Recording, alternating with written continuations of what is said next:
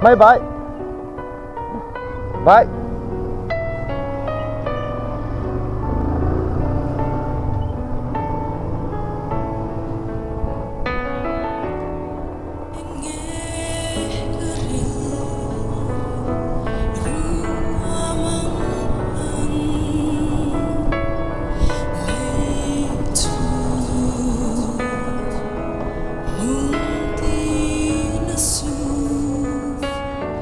Krista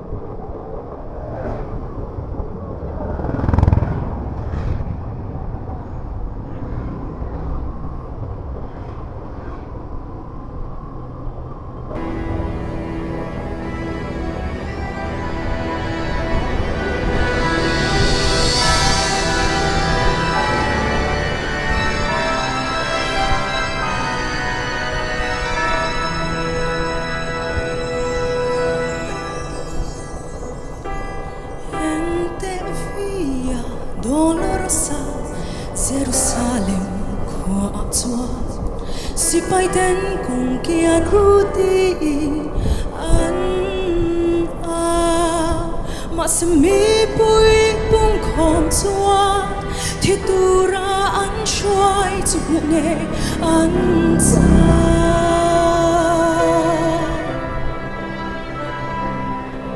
ang zanga avwa na voile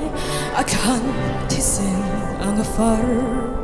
alua alim kum an kumti nane sheom tin retuan sungi at hi na lam klong zoi akal se ente via dolorosa kanal patur na kongso lal Krista tu across bui akale masitu kong ngay tu aro kam tesi nang lekata ente via dolorosa Calvary ban kongso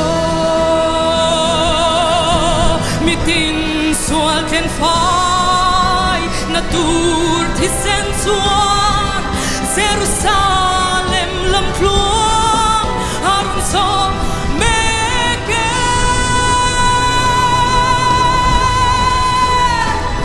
ente via dolorosa kangal patur na kongso la Krista tu across bui akale mase tu kong ngay tu a ron kantasi nang lekata dolorosa Calvary ban kong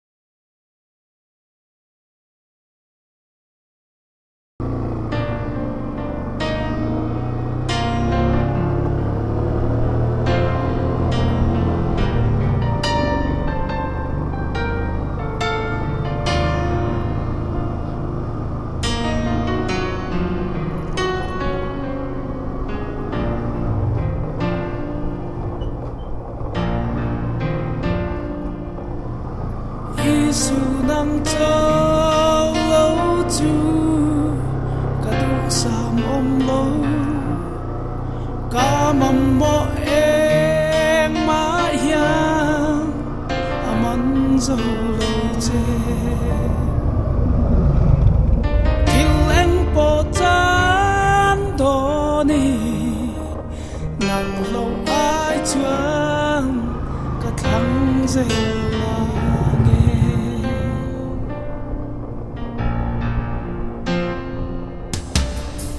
Isu nang châu cá nung cả cung bùi nila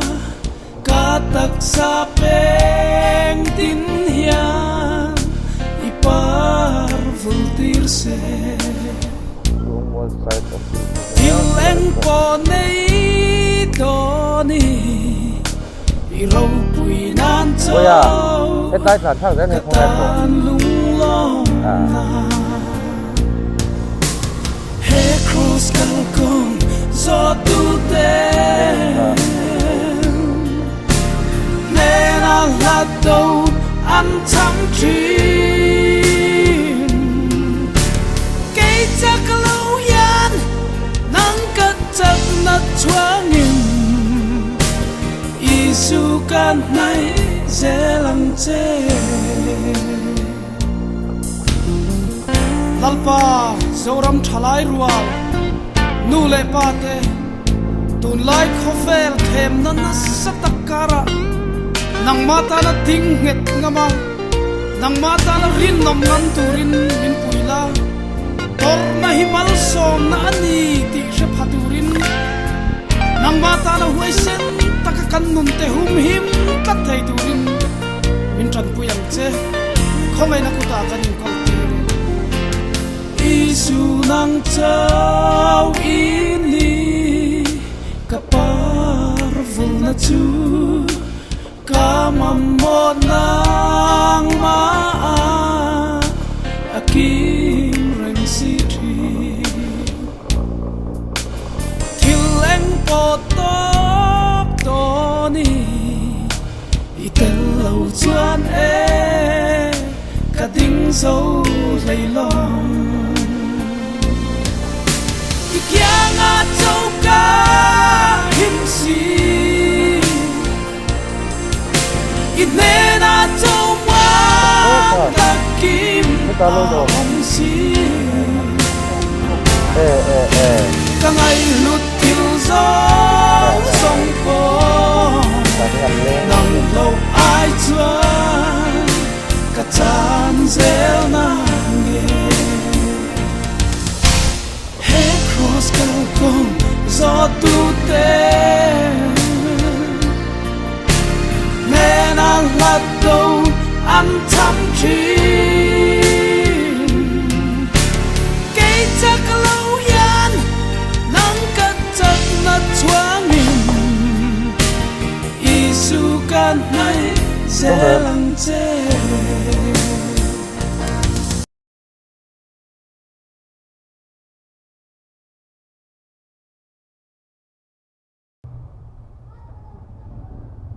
Inva dang về à không em bị dang.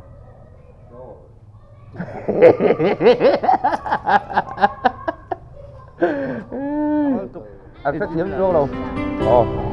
Alo ô.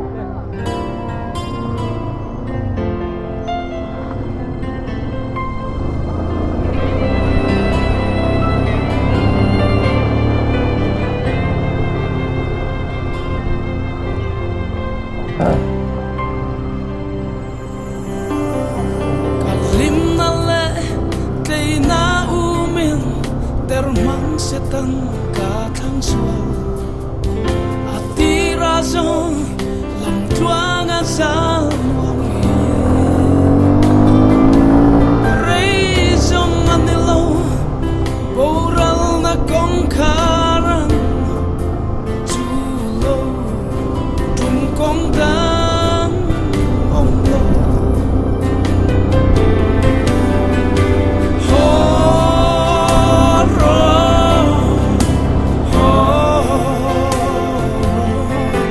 lal pang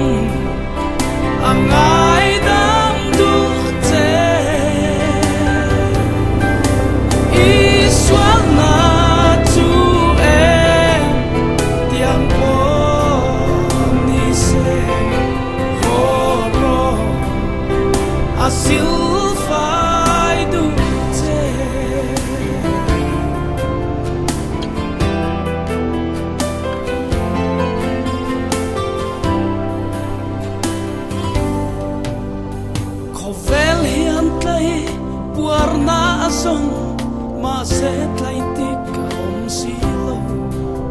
tầm ta căn liam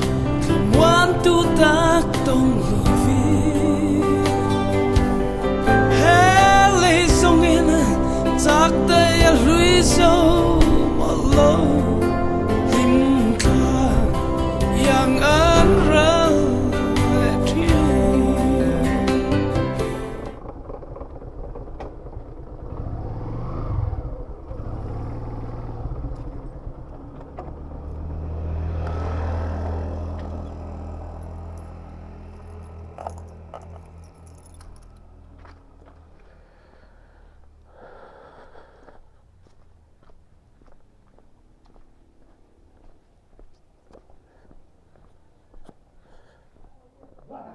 Hey,